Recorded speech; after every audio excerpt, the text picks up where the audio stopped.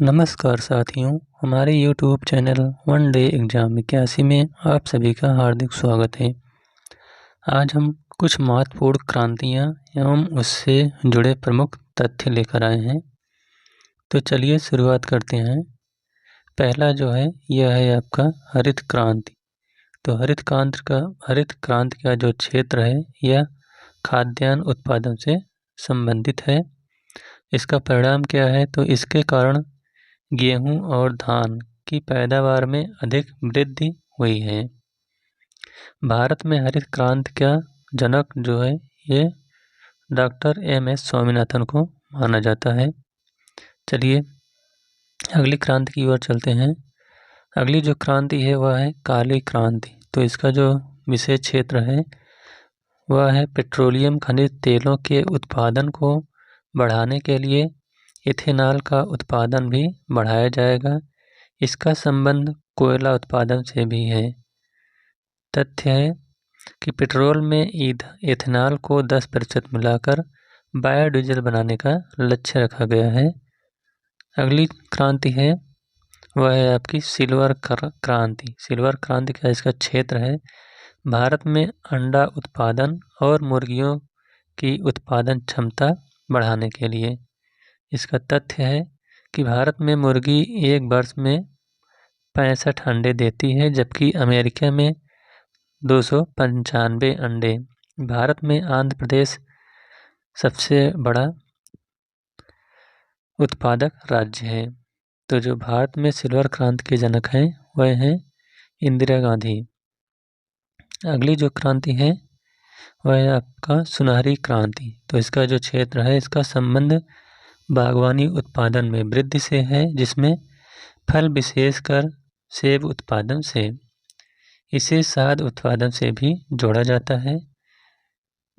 भारत में बागवानी उत्पाद जीडीपी में 31% योगदान देता है। भारत सब्जी और फल उत्पादन में विश्व में दूसरा स्थान रखता है। और जो भारत में स्वर्णिम क्रांति के जनक हैं वह हैं निरपक्ष तुतेज।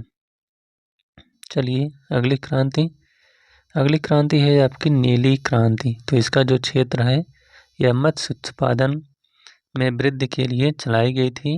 इसका जो प्रमुख तथ्य है 2013-14 में भारत में 95.8 लाख टन मछली का उत्पादन हुआ था।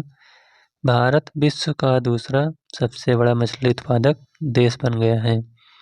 भारत में नीली क्रांति का जो जनक हैं वह है अरुण कृष्णन को नीली क्रांति का जनक माना जाता है।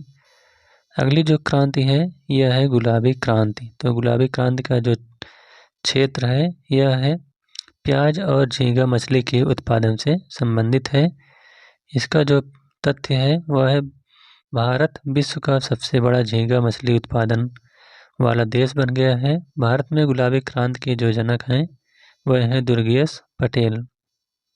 अगली क्रांति है श्वेत क्रांति। तो इसका जो क्षेत्र है यह दुग्ध उत्पादन क्षेत्र से संबंधित है। इसकी शुरुआत 1964-65 ईस्वी में हुई, जिसे आगे ऑपरेशन फ्लड कहा गया। भारत में श्वेत क्रांति के जनक डॉक्टर वर्गीज कुरियन को माना जाता है। अगली क्रांति है सदाबहार क्रांति। तो सदाबहार क्रांति का जो क्षेत्र है इसका उद्देश्य देश की मिट्टी को उन्नत बनाना, किसानों को लोन दिलाना, रेन वाटर हार्वेस्टिंग एवं कृषि शोध को बढ़ाना है। इसका जो तथ्य है इसके माध्यम से देश को पूरी तरह खाद्यान्न में निर्भर बनाना है। भारत में सदाबहार क्रांति के जनक जो हैं वह हैं सुश्री स्वामीनाथन को सदाबहार क्रांति का जनक माना जाता है। अगली जो क्रांति है वह है आपकी पीली क्रांति। तो इसका जो क्षेत्र है खाद्य तेलों और तिलहन फसलों के उत्पादन को बढ़ाने के लिए है।